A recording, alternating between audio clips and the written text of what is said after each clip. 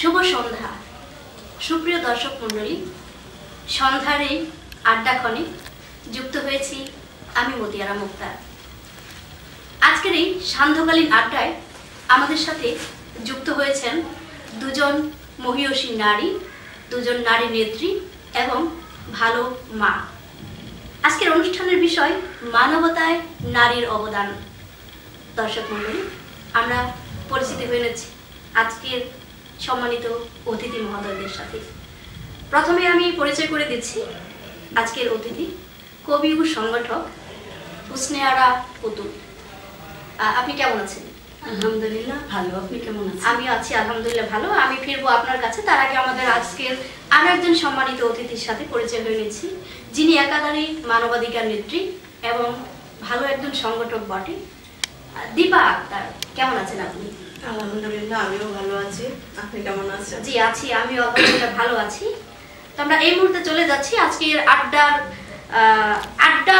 যেটাকে বলে আড্ডার শুভক্ষণে। তো আজকের বিষয় হচ্ছে মানবতায় নারীর অবদান। আমাদের কবি হুসনে আরা পুতুল, যিনি একজন মানবাধিকার কর্মী এবং কবি ও সংগঠক, অর্থাৎ একাধারে তিনি অনেক কিছুর সাথে সম্পৃক্ত। তো আমাদের কবি হুসনে আরা পুতুলের সাথে যে প্রথমে প্রশ্নটা রাখছি, যে একটা সংসারে নারীর অবদান কতটুকু আছে বলে আপনি মনে করেন?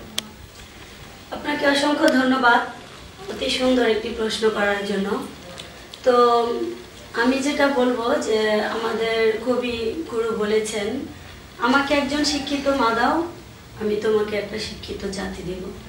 তো সেই কথা অনুযায়ী যদি বলি, আর আমাদের নারীর অবদান একটা সংসারে, একজন নারী হলেন সংসারের অর্ধেক মানে পরিচালিকা। তো এই একজন নারীর দ্বারা তার সন্তান, তার স্বামী, হ্যাঁ, তার পরিবেশ, সমাজ সবকিছুই মানে সুন্দর এবং পরিচালিত হয় সুন্দরভাবে। সেই নারী যদি মানে স্ট্রং ভাবে এবং ধৈর্যশীলভাবে সামাজিকভাবে সবকিছু গুছিয়ে রাখতে পারেন, তাহলে ওই সংসার সুখী হয় এবং নারীর আসলে অনেক অবদান থাকে। অসংখ্য ধন্যবাদ আপনাকে। আমাদের কবি হুসনে আরা পুতুলের কথা শুনছিলাম। আমরা এ পর্বে চলে যাচ্ছি আমাদের দীপা আক্তারের কাছে। তার কাছে আমার প্রশ্ন, যেহেতু তিনি একজন মানবাধিকার নেত্রী, তার কাছে আমার প্রশ্ন, নারী অধিকারের জন্য আপনি কোন ধরনের কাজগুলো বেশি করে থাকেন? ধন্যবাদ আপনাকে আমাকে অধিকার সম্পর্কে বলার সুযোগ করে দেওয়ার জন্য। আমি আসলে সবসময় চেষ্টা করি যে সমাজের যে নারীগুলা, যে মেয়েগুলা সমাজের সুবিধা বঞ্চিত নারী যাকে বলে, আইনের বিচার থেকে সংসারের অবহেলা, মানে তার প্রাপ্য সম্মান, যে নির্যাতিত যে নারীগুলা সমাজের মধ্যে, তার প্রাপ্য সম্মান পাইয়ে দিতে চেষ্টা করি, তাদের পাশে থাকতে চেষ্টা করি এবং তাদের হয়ে কথা বলে তাদের অধিকারটা আমি পাইয়ে দিতে চেষ্টা করি। জি, অসংখ্য ধন্যবাদ। আপনি কি মনে করেন যে নারী অবদান অর্থাৎ নারীদের অধিকার ঠিক রাখতে আর কি কি করা উচিত বলে আপনি মনে করেন? আমি মনে করি আমরা যারা আমাদের সমাজে একটু ক্ষমতা আছে, একটু আইনের ক্ষমতা আছে, একটু রাজনীতির ক্ষমতা আছে, আমাদের সকলে মিলে একটা সংগঠনের মতো একজোট হয়ে এরকম একটা পদক্ষেপ নেওয়া, যে যেখানে শিশু নির্যাতন, নারী নির্যাতন বা আমার তারেল আছে কিনা আমি জানি না, তবে আমি মনে করি এরকম আলাদা একটা সাবজেক্ট নারীদের জন্য, শুধু নারীদের সুবিধাগুলো দেখার জন্য, নারীদের প্রাপ্য সম্মান পাওয়ার জন্য, প্রাপ্য বিচার পাওয়ার জন্য থাকা একটা দরকার। আচ্ছা, অর্থাৎ সকলে একত্রিত হয়ে নারীদের পেছনে একটা কাজ করা দরকার। অসংখ্য ধন্যবাদ আমাদের দীপা আক্তারকে। শুনছিলেন আমাদের মানবাধিকার নেত্রী দীপা আক্তারের কথা। আমরা এই পর্বে আবারও চলে যাচ্ছি আমাদের নারী কর্মী অর্থাৎ নারী অধিকার নিয়ে যিনি লড়েন এবং একাধারে কবি সংগঠক সেই হুসনে আরা পুতুলের কাছে। আচ্ছা, আপনি তো একাধারে অনেক কিছুর সাথে সম্পৃক্ত, এত কিছুর সাথে সম্পৃক্ত থেকে ওই সাহিত্য জীবনে আপনি কিভাবে প্রবেশ করলেন, অর্থাৎ সাহিত্য জীবনে আপনার প্রবেশের প্রথম ধাপ? আসলে আমি আমার ছোটবেলা থেকেই, যেটা আমার সবচেয়ে বেশি আমাকে মানে আহত করেছে, সেটা হলো ছেলে আর মেয়ের যে একটা বিভেদ বা পার্থক্য। তো আমি নিজে এটা ভুক্তভোগী। আমি অনেক ছোট থেকেই এই বিষয়টা নিয়ে সবসময় ভাবতাম, কিংবা সামাজিকভাবেও দেখতাম যে নারীদের আসলে অনেক অবহেলিত, নারীরা অনেক সুবিধা বঞ্চিত হয়ে তারা জীবন কাটাতো। তো এই বিষয়বস্তু নিয়ে যখন দেখতাম যে আমার নিজের উপরেও এটা অনেকটাই প্রভাব ফেলে, তো সেই সুবাদে আমি আসলে এই লেখালেখির জগতে আমার হাতে খড়ি শুরু হয়। আমি এইগুলা নিয়ে অর্থাৎ আমরা বলতে পারি যে পিছিয়ে পড়া বিভিন্ন বিষয় অর্থাৎ নির্যাতনের শিকার হয়ে আপনি সাহিত্য আপনার এই সাহিত্য জীবনে পারিবারিক, সামাজিক এবং অর্থনৈতিক কোন ধরনের বাধাগুলো আপনি বেশি পেয়েছেন? বিভিন্ন বাধাই আমাকে আক্রমণ করেছে, তার মধ্যে সবচেয়ে বেশি যেটা সেটা হলো সামাজিক। তো সামাজিক বাধাটাই কিন্তু একটু একটু করে পারিবারিক হয়, হয়ে ওঠে। তো সামাজিক বাধাগুলো আমাদের জীবনে প্রতিটা ধাপে ধাপেই আমরা অনুভব করি। তো ওই সামাজিক বাধাগুলো যখন ধীরে ধীরে আমাদের পরিবারে ছড়ায় ছিটায় দেয়, তখন পরিবারের বাধাগুলো কিন্তু মেনে নেয় খুবই কষ্ট ওইগুলার সাথে লড়াই করাটা। কারণ সমাজের সাথে আমরা লড়াই করে পেরে উঠতে পারি, কিন্তু আমরা পরিবারের সাথে কিন্তু পেরে উঠতে পারি না, কারণ আমরা একজন নারী। তো নারীরা সবকিছুই পারে, কিন্তু পরিবারের সাথে লড়াই করাটা তাদের খুব কষ্টকর হয়ে ওঠে। আচ্ছা আচ্ছা, অর্থাৎ পারিবারিক চাপে বা বিভিন্ন চাপের মাধ্যমে আপনার সাহিত্য অঙ্গনে প্রবেশ। অসংখ্য ধন্যবাদ আপনাকে। আপনারা শুনছিলেন কবি ও সংগঠক হোসনে আরা পুতুলের কথা। আসলে সত্যি বলতে তাই যে নারীরা অনেক কিছু ইচ্ছে করলেই কিন্তু পারে না, তার বড় একটা বাধা হয়ে দাঁড়ায় পারিবারিক বাধা। অসংখ্য ধন্যবাদ আপনাকে অসাধারণ একটি তথ্য আমাদের দর্শকদের জানানোর জন্য। আমরা এই পর্বে চলে যাচ্ছি আমাদের কবি, আমাদের সংগঠক দীপা আক্তারের কাছে। আপনার কাছে আমার প্রশ্ন হচ্ছে, একজন নারীর নেত্রী হিসাবে আপনি কি মনে করেন আপনার এই মানবিক কাজ অর্থাৎ নারীদের এই মানবিক কাজে পুরুষের পাশে থাকা উচিত? অবশ্যই, কারণ কোনো নারী কেন কোনো মানুষই প্রতিষ্ঠিত হতে গেলে কোনো লক্ষ্য নিয়ে একা তার পক্ষে সম্ভব না। তার পাশে বাবা, ভাই বা ছেলে, স্বামী, যে কেউ তার একজন পাশে থাকতে হবে। তার সহযোগিতা ছাড়া একটা নারী কোনোদিনই সফল হতে পারবে না। তার মানে আপনি বলতে চাচ্ছেন যে পুরুষের সহযোগিতা ছাড়া কোনো নারী সফল হয় না? না, হয় না। এই কারণ একটা নারী স্বাধীনতা পেতে গেলে তার বাবার কাছে থাকলে বাবার স্বাধীনতাটা দিতে হবে, আর স্বামীর কাছ থেকে করতে গেলে স্বামীর স্বাধীনতাটা দিতে হবে। কারণ স্বামী যদি এটুকু ছাড় না দেয়, বাবা যদি এটুকু ছাড় না দেয়, ভাইয়ের সাথে থাকলে ভাইয়ের যদি ছাড় না দেয়, তাহলে সেই মেয়েটা কোনোদিনই সফল হতে পারবে না। অসংখ্য ধন্যবাদ। আমাদের প্রিয় দীপা আক্তার কিন্তু অসাধারণ একটি তথ্য দিয়েছেন যে নারী যতই স্বাধীন হোক বা যতই মানবাধিকার নিয়ে কাজ করুক, পুরুষের সহযোগিতা ছাড়া কিন্তু নারী কিছুই করতে পারে না। এটা কিন্তু আমাদের দীপার অসাধারণ একটি তথ্য আমাদের নারী এবং পুরুষের সবার জানা উচিত এবং এই দর্শকদেরও এই অনুষ্ঠানের মাধ্যমে জানা উচিত। আমরা এই পর্বে চলে যাচ্ছি আমাদের কবি হোসনে আরা পুতুলের কাছে। আচ্ছা, আপনার কাছে আমার যে প্রশ্নটা, যে মানবাধিকার বা সামাজিক কাজ করার সাথে সাথে অর্থাৎ আপনি অনেকগুলো কাজ করেন, এতগুলো কাজের মধ্যে আপনি পরিবারকে কিভাবে সময় দেন, অর্থাৎ পরিবার সামলিয়ে কিভাবে এত সব করেন? ধন্যবাদ। আসলে আমার কথা হলো যে আমাদের প্রবাদ বাক্যে আছে যে রাধে সে চুলো বাঁধে। আচ্ছা, তো আমার আসলে প্রচুর নিজের প্রতি খুব কনফিডেন্স, আত্মবিশ্বাস, এবং আমি নিজেকে সবসময় মনে করি যে আমি সব পারবো কিংবা চেষ্টা করব। তো এই জিনিসটা আমার ভেতরে কাজ করে। চেষ্টা করলে কেউ বিফল হয় না? না, চেষ্টা করলে কেউ বিফল হয় না। তাছাড়া দেখা গেছে আমি চাই যে সবাই আমাকে বাহিরে এতটা চিনতেছে, তো আমার সমাজ, আমার পরিবারে একজন অতিথি আসার পর সে যেন আমার পরিবারে, আমার সমাজে এসেও সে বলতে পারে যে না, তার আসলে ঘরে বাইরে দুই দিকেই তার একটা গুণ আছে বা ভালো আছে, ঠিক আছে। আমি চাই না যে সমাজে কেউ আমার দিকে আঙুল তুলুক। যেহেতু আমরা পদে পদে, প্রতিটা পদে পদে সামাজিক ভাবে বিভিন্ন বাধাগ্রস্ত হই, তো সমাজের ভয়ে হোক বা নিজের চেষ্টাতেই হোক, আমি চাই যে ঘরে বাইরে দুইটাই যেন আমি সামনে রাখি, সবটাই যেন ঠিক থাকে।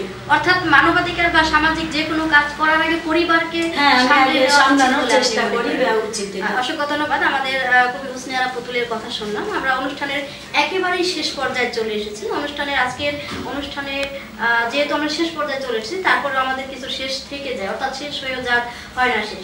তো আজকের অনুষ্ঠানে দীপা আক্তার, আপনার অনুভূতিকে, আপনার আজকের অনুষ্ঠানে এসে আপনার অনুভূতি এবং সেই সাথে আপনি আমাকেও ভাবতে পারেন যে কোনো প্রশ্ন দিয়ে। অনুভূতি বলতে, আমি যে কাজগুলো করতে চাই এটি আমি কাউকে তো কখনো সুযোগ হয়নি যে আমি বলার জন্য সুযোগ হয়নি। আজকে এই বিচিত্রা টিভির মাধ্যমে আমি সেটা বলার সুযোগ পেয়েছি, আমার খুবই ভালো লাগতেছে। আর আমার প্রশ্ন হলো আপনার কাছে যে আপনি সেই সুদূর টাঙ্গাইল থেকে আমাদের মাঝে আসছেন, আমাদের সাথে থাকতেছেন, মিশতেছেন, মানে আমাদের যে কিশোরগঞ্জ জেলাটা আপনার কেমন লাগতেছে বা কিশোরগঞ্জ জেলার মানুষগুলো আপনার কেমন লাগতেছে?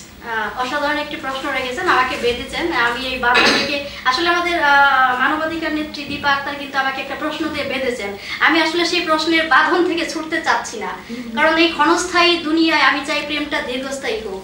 আর ভালোবাসা মিশ্রিত বিষ যদি অমৃত সুধা হয়, তাহলে কিশোরগঞ্জের আপ্যায়ন, কিশোরগঞ্জের মানুষ এবং আপনাদের ভালোবাসা, সেই সাথে তারাল বিচিত্রা টিভির যারা দর্শক আছেন তাদের সকলের সহযোগিতা এবং সেই সাথে ক্যামেরার পেছনে যে আছেন তারাল বিচিত্রা টিভির অ্যাডমিন সাদিকুর রহমান রতন, তার ভালোবাসার কাছে আসলে আমি বেঁধে গেছি সেই আপনার প্রশ্নের মতো।